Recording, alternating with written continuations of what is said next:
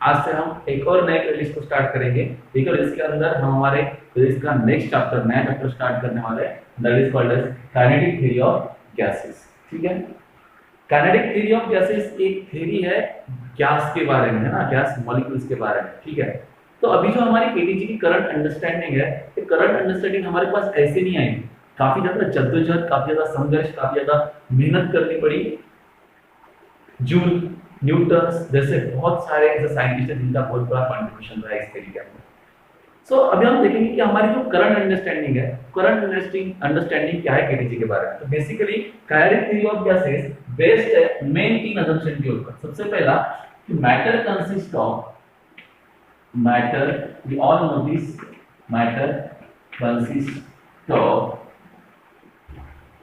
tiny particles, matter consists of tiny particles called as molecules, called as molecules, ठीक है। ये पहला assumption है, हालांकि हमको अभी पता है लेकिन ये ऐसे ही है, ठीक है। तो कोई भी मैटर लोगे तो वो मैटर जो है क्या है, वो छोटे छोटे पार्टिकल से बना होता है। छोटे छोटे पार्टिकल्स को एटम्स या फिर क्या कहते हैं, एटम के ग्रुप को क्या कहते हैं, मॉलिक्यूल, ठीक है। So matter consist of tiny particles called as molecules. Second जो असम्पशन है, that assumption हमको ये बताता है कि these molecules, okay, are in state of random motion। तो ये सब molecules क्या होते हैं, random motion में होते हैं, ठीक है। molecules और molecules are in a state of random motion। तुम गैस के बारे में सोचो, ठीक है, state of random motion मतलब गैस जो है एक तरह का मैटर है, उसके अंदर छोटे छोटे बहुत सारे पार्टिकल्स है। उन पार्टिकल्स को हम कहेंगे मॉलिक्यूल्स, या फिर more precisely it is called as gas molecules, ठीक है। यहाँ पे हमने लिख दिया। नेक्स्ट जो पॉइंट है, हमको ये पता है कि भाई मॉलिक्यूल्स या फिर एटम के बीच में फोर्स एग्जिस्ट करता है, that is called as intermolecular force, है ना। इंटर या हम कहेंगे two molecules attracts each other, या सॉरी इसको ऐसा ना लिखना देंगे, molecules attracts each other with a interatomic और इंटरमॉलिक्यूलर, ठीक है। तो मॉलिक्यूल के बीच में एक फोर्स एग्जिस्ट करता है जिसको हम इंटर एटॉमिक या फिर इंटरमॉलिक्यूलर फोर्स कहेंगे, ठीक है। अब ये जो इंटरमॉलिक्यूलर फोर्स है, हम सब लोग को पता है कि भाई जो मैटर होता है वो जनरली 3 स्टेट में एग्जिस्ट करता है। Matter exist in a 3 state, okay. What are that state? First one is the solid, second liquid state, and the last but not least that is what gaseous state, right, ठीक है। तो matter जो है generally in 3 state में exist करता है हमारे nature में, ठीक है। लेकिन सॉलिड की क्या खास बात है, सॉलिड के अंदर जो मॉलिक्यूल्स होते हैं, जिन पार्टिकल से वो मैटर बना हुआ है, वो काफी क्लोजली पैक होते हैं, है ना, बहुत ही नजदीक होते हैं। इनफैक्ट उनके बीच में का जो डिस्टेंस होता है वो लगभग 2 एंगस्ट्रॉम यूनिट के आसपास होता है, मतलब काफी नजदीक होता है।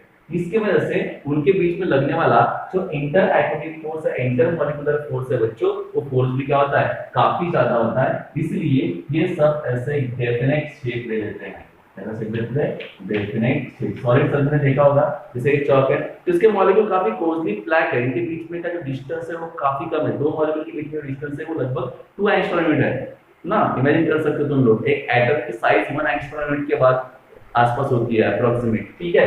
सो ये काफी क्लोजली पैक होते हैं, इनका डेफिनेट शेप होता है, ठीक है। एज कंपेयर टू लिक्विड की अगर बात करेंगे तो लिक्विड के मॉलिक्यूल थोड़े से, हालांकि जो डिस्टेंस है वो लगभग उतना ही होता है, और उनके बीच में 2 से 3 एंगस्ट्रॉम के बीच में डिस्टेंस होता है, ठीक है। लेकिन जो फोर्स है ना, कौन सा, इंटरमॉलिक्यूलर फोर्स जो है, इंटरमॉलिक्यूलर फोर्स ये लेस होता है, कैसा होता है, इसमें कैसा होता है, स्ट्रॉन्ग, ठीक है, इसमें कैसा होता है स्ट्रॉन्ग, मैं यहाँ पे लिख देता हूँ इंटरमॉलिक्यूलर फोर्स, ये कैसा होता है स्ट्रॉन्ग, इस केस में कैसा होता है लेस। इसलिए क्या होता है, जैसे मान लो कोई किसी इसमें लिक्विड है, मैं लिक्विड के एक मॉलिक्यूल को पकड़ के ऐसे ऊपर उठा लूं तो सारे लिक्विड के मॉलिक्यूल साथ में नहीं आते, लेकिन सॉलिड में ऐसा होता है, मैंने एक मॉलिक्यूल को पकड़ा ऊपर खींचा तो सब मॉलिक्यूल उसके साथ में आए, क्योंकि इंटरमॉलिक्यूलर फोर्स ज्यादा है सॉलिड के केस में।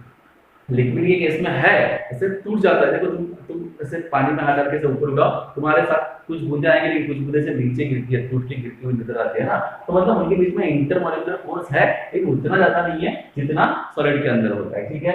एंड अभी गैसेस के बारे में सोचो, गैस के बारे में जो मॉलिक्यूल्स है वो काफी दूर दूर होते हैं ना, गैस मॉलिक्यूल कैसे होते हैं काफी दूर दूर होते हैं, उनके बीच में काफी ज्यादा डिस्टेंस होता है, ठीक है। और ये जो गैस मॉलिक्यूल है ये कैसे होते हैं इन स्टेट ऑफ रैंडम मोशन, कोई भी गैस लो कोई भी एयर है तो एयर के मॉलिक्यूल है ना ऐसे इधर उधर मूव कर रहे हैं, उनके पास वेलोसिटी है, रैंडम मोशन में है वो सब मॉलिक्यूल्स, ठीक है। और उनका जो मतलब लिक्विड और गैसेस की खासियत है, जिस भी कंटेनर में तुम उनको डालोगे तो उस कंटेनर का शेप उनको आएगा, उनका कोई डेफिनेट शेप भी नहीं होता। सो ये जो गैसेस है, इस गैसेस के बिहेवियर या ये जो गैस मॉलिक्यूल्स है इनके बिहेवियर के बारे में हमको शुरू में पढ़ना है चैप्टर के अंदर। बहुत इंटरेस्टिंग थ्योरीज है, काफी इंटरेस्टिंग फिनोमेनास है, आगे चलकर हमको थर्मोडायनामिक्स पढ़ना है, बहुत पसंद आएगा आप लोगों को टॉपिक, पर तुम्हारे ग्रेजुएशन के लिए या तुम्हारे हायर एजुकेशन के लिए फंडामेंटल है ये सब, ठीक है, इसलिए काफी ध्यान से पढ़ना है तुमको। तो हम ये जो गैस है हमारे पास जो करंट अंडरस्टैंडिंग है गैस की, जैसे कि मैंने पहले बताया, उस गैस की करंट अंडरस्टैंडिंग जो है उसको हमको पढ़ना है, ठीक है। तो कुछ अजम्पशन है मेरे पास इस काइनेटिक थ्योरी के लिए, ठीक है। काइनेटिक थ्योरी एक बार फिर से क्या है, ये काइनेटिक थ्योरी ऑफ गैसेस, तो ये गैसेस है, मैंने कहा गैसेस जो है गैसेस बहुत सारे मॉलिक्यूल्स है जिनके बीच में काफी डिस्टेंस है और मॉलिक्यूल्स है in the state of random motion, मतलब उनके पास वेलोसिटी है। अगर गैस मॉलिक्यूल के पास में वेलोसिटी है मतलब उनके पास में क्या है काइनेटिक एनर्जी, बराबर है। ये जो गैस मॉलिक्यूल है इनके पास मास भी है बच्चों, और इन हर एक के पास वेलोसिटी भी होती है, अलग अलग वेलोसिटी से ये मतलब मूव हो रहे होते हैं ऑल पॉसिबल डायरेक्शन में। सो इसका मतलब क्या है, इन हर एक मॉलिक्यूल के पास में काइनेटिक एनर्जी है।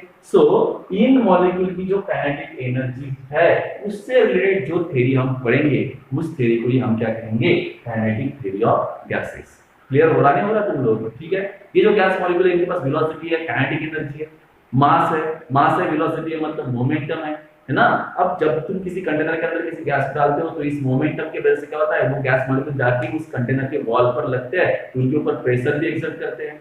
तुमको ये जान के हैरानी होगी कि ये जो टेम्परेचर, हीट, ये सारे फिनोमेना, एंट्रोपी तुमने तुम्हारे केमिस्ट्री में भी सुना होगा, ठीक है, सेकंड लॉ ऑफ थर्मोडायनामिक्स है, काफी सारी चीजें हैं।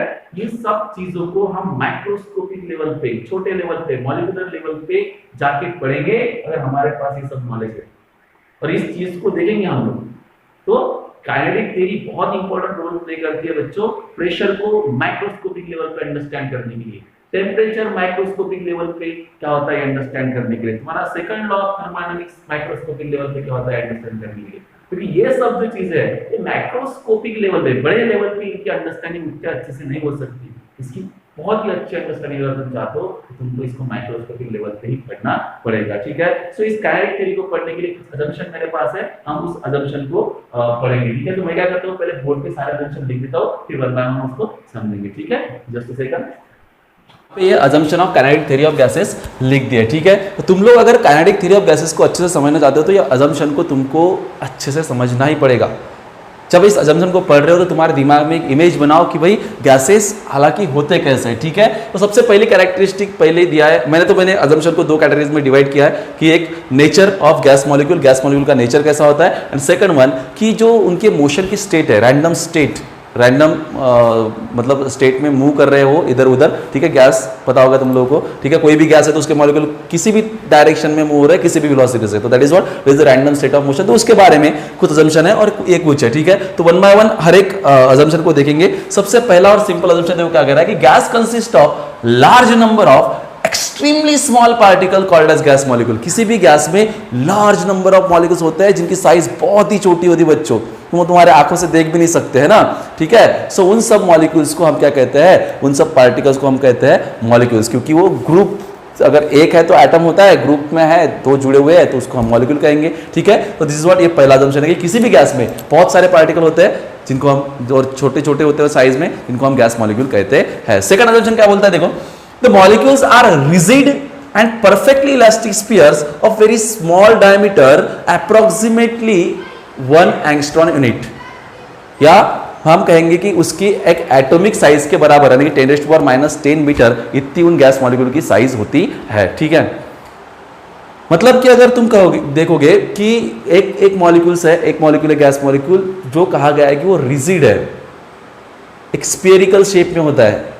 ठीक है, रिजिड मतलब अब अगर उनके बीच में कोई गैस है, उनका रैंडम मोशन चल रहा है और गैस मॉलिक्यूल के ऊपर टकरा रहे हैं, या फिर जिस कंटेनर में गैस रखी हुई है उस कंटेनर के दीवार के ऊपर टकरा रहे हैं, इनफैक्ट उनके बीच में जो कोलिजन्स हो रहे हैं उन कोलिजन्स के वजह से उनके एक में के ऊपर जो फोर्स लगेगा उस फोर्स के वजह से कोलाइड होंगे ना तो उनका शेप बिल्कुल चेंज नहीं होगा, वो रिजिड होते हैं। ठीक है, ये कहता है सेकंड अजम्पशन। थर्ड अजम्पशन क्या बोल रहा है? All the molecules of same gas are identical in shape, size and mass. तुम लोग एक कोई भी गैस, जैसे फॉर एग्जाम्पल हमारे पास नाइट्रोजन गैस है, ऑक्सीजन गैस है, हाइड्रोजन गैस है, हीलियम गैस, कोई भी गैस हो, किसी एक गैस के सब मॉलिक्यूल आइडेंटिकल होते हैं साइज में, शेप में और मास में भी।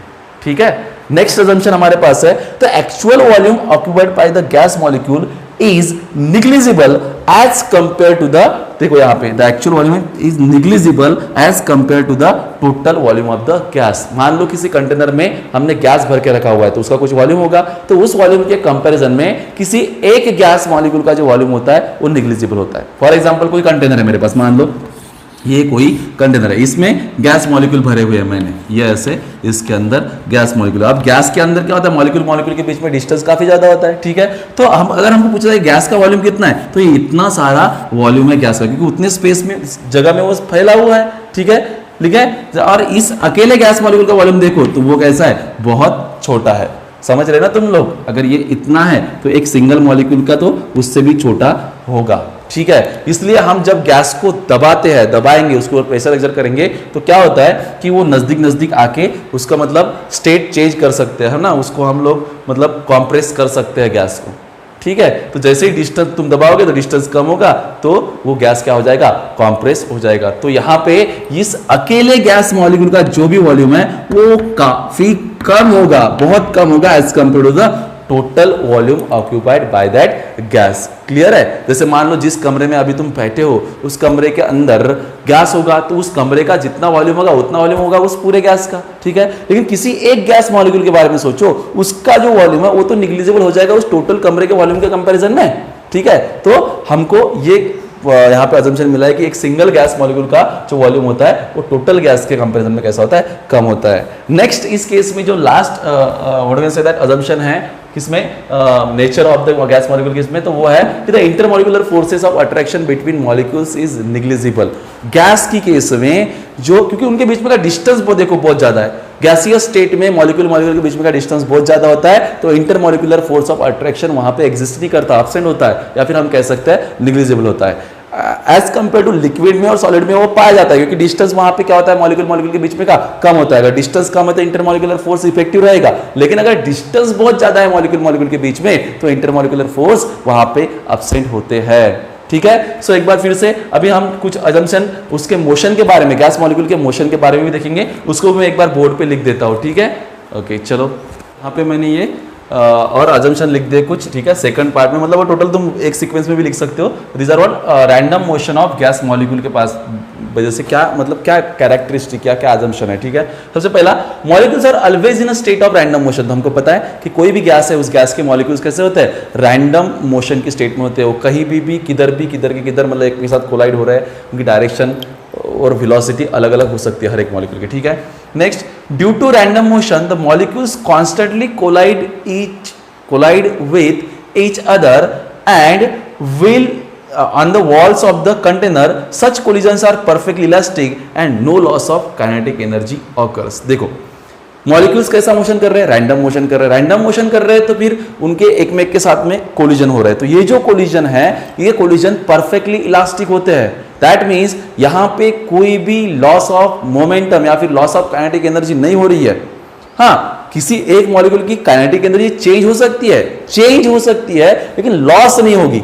मान लो कोई एक मॉलिक्यूल है जो कुछ सर्टेन वेलोसिटी v से जा रहा है ऐसे, और सामने एक कंटेनर के वॉल के ऊपर वो टकराया, ठीक है, तो उसकी वेलोसिटी मतलब वो उसकी वेलोसिटी की मैग्नीट्यूड जो है इस केस में एक्शन रिएक्शन, जैसे मान लो मुझे कहना है कि अगर कोई दो मॉलिक्यूल एक में के साथ टकराते हैं, ठीक है, तो उन दो मॉलिक्यूल की वेलोसिटी की डायरेक्शन भी चेंज हो जाएगी, हो सकता है उनके वेलोसिटी की मैग्नीट्यूड भी चेंज हो जाए, ठीक है, यानी कि उनके पास की काइनेटिक एनर्जी चेंज होगी लेकिन लॉस नहीं होगी, ठीक है, यहां पे आएंगे, ठीक है, आगे बढ़ते हैं। नेक्स्ट assumption of KTG में देखो, between any two successive collision the molecules travels in a straight line with constant velocity, it is called as free path। क्या हो रहा है कि अगर मान लो किसी दो कोलिजन, कोई एक मॉलिक्यूल्स ट्रैवल कर रहा है, ठीक है, जब वो यहां से ट्रैवल कर रहा है तो उसकी वेलोसिटी उस पाथ के अलावा कांस्टेंट रहती है, कब तक, जब तक कि वो किसी के साथ कोलाइड नहीं होता। जब वो कोलाइड हो जाएगा तो मतलब वो कोलिजन, किसी भी दो कोलिजन के बीच में किसी पार्टिकल की जो वेलोसिटी होती है वो कांस्टेंट होती है और वो एक स्ट्रेट लाइन में ट्रैवल करता है। वेलोसिटी कांस्टेंट मतलब उस डायरेक्शन और मैग्नीट्यूड दोनों चेंज नहीं होगी, समझ रहे, मतलब अगर are you getting or not, तुम समझ रहे नहीं समझ रहे, किसी भी दो कोलिजन के बीच में वेलोसिटी कांस्टेंट होती है, स्ट्रेट लाइन में तो ट्रैवल करेगा ही, मतलब मान लो यहाँ पे कोलिजन हो गया, वहां से इधर गया, यहाँ पे कोलिजन हो गया, फिर सीधा, फिर हो सकता है इधर इधर, कहीं इधर इधर इधर, मतलब ये कोलिजन है सब, 1 2 3 4 ऐसे कोलिजन है, लेकिन दो कोलिजन के बीच में वो कैसा ट्रैवल करेगा, स्ट्रेट लाइन के अलोंग ही पाथ मतलब ट्रैवल करेगा, और इस दो कोलिजन के बीच में उसकी वेलोसिटी कैसी रहेगी, कांस्टेंट रहेगी। कोलिजन के बाद में चेंज हो सकती है लेकिन बिटवीन टू कोलिजन वेलोसिटी क्या रहती है, कांस्टेंट रहती है। और ये जो पाथ उसने ट्रैवल किया है, इस पाथ को हम बोलते हैं बच्चों फ्री पाथ। क्या बोलते हैं उसको, फ्री पाथ। किसी भी दो कोलिजन के बीच में जो पाथ मॉलिक्यूल्स ने ट्रैवल किया है, straight line path is called as free path. Okay, next है the time of impact is very small as compare to the time interval between two successive collision. देखो जैसे मान लो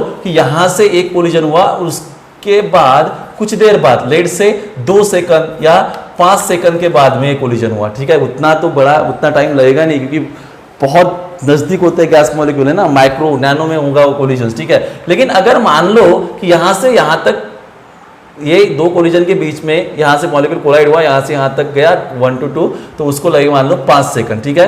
तो इस टाइम के कंपैरिजन में खाली कोलाइड होने के लिए, है ना, जैसे मान लो कि मैंने यहां से मॉलिक्यूल ट्रैवल किया और उस दीवार पे जाके कोलाइड हुआ, दीवार से फिर यहां तक रिटर्न आया, ठीक है। सो यहां से दीवार तक जाने के लिए उसने जितना टाइम लिया वो टाइम काफी ज्यादा था एज कंपेयर टू वो टाइम जितना इंपैक्ट करने के लिए लगा। दीवार से लग के तो एकदम फ्रैक्शन ऑफ सेकंड में आ गया, तो कोलाइड होने के लिए जितना टाइम लगता है वो टाइम बहुत कम होता है as compare to the time interval between two successive collision. Are you getting or not? Okay, तो बहुत ही सिंपल है। And the next, the average number of molecules per unit volume is constant. देखो जो मॉलिक्यूल्स है वो random motion कर रहे हैं, है ना, किधर के उधर, तो एक पर्टिकुलर यूनिट ऑफ वॉल्यूम के अंदर जो नंबर ऑफ गैस मॉलिक्यूल होते हैं वो कांस्टेंट होता है। यह अजम्पशन है केटीजी का। मतलब अगर कुछ मॉलिक्यूल्स मान लो उस पर्टिकुलर वॉल्यूम से बाहर निकले तो कुछ अंदर भी आएंगे, दैट मीन्स एक यूनिट वॉल्यूम में जो नंबर ऑफ गैस मॉलिक्यूल्स होते हैं वो क्या होते हैं, कांस्टेंट होते हैं। तो these are what basic assumptions of the kinetic theory of gases. इसमें कुछ भी कंफ्यूजन हो तो आप कमेंट सेक्शन में पूछो जरूर, ठीक है। और हमारे वीडियोस आपको कैसे लग रहे हैं वो भी कमेंट सेक्शन में बताया करो। तुम्हारे दोस्तों के साथ में, तुम्हारे कुछ रिलेटिव्स होंगे जो 12th में है, 10th में है, 9th में है, सब प्लेलिस्ट मैंने स्टार्ट कर दिया, सबके साथ शेयर करो, ठीक है। उसके बाद में मतलब इस लेक्चर के बाद में हम लोग कुछ इंपॉर्टेंट टर्म्स है, कुछ इंपॉर्टेंट डेफिनेशंस है, ठीक है, केटीजी से रिलेटेड, उसको पढ़ेंगे, ठीक है। तो आज के लिए इतना ही।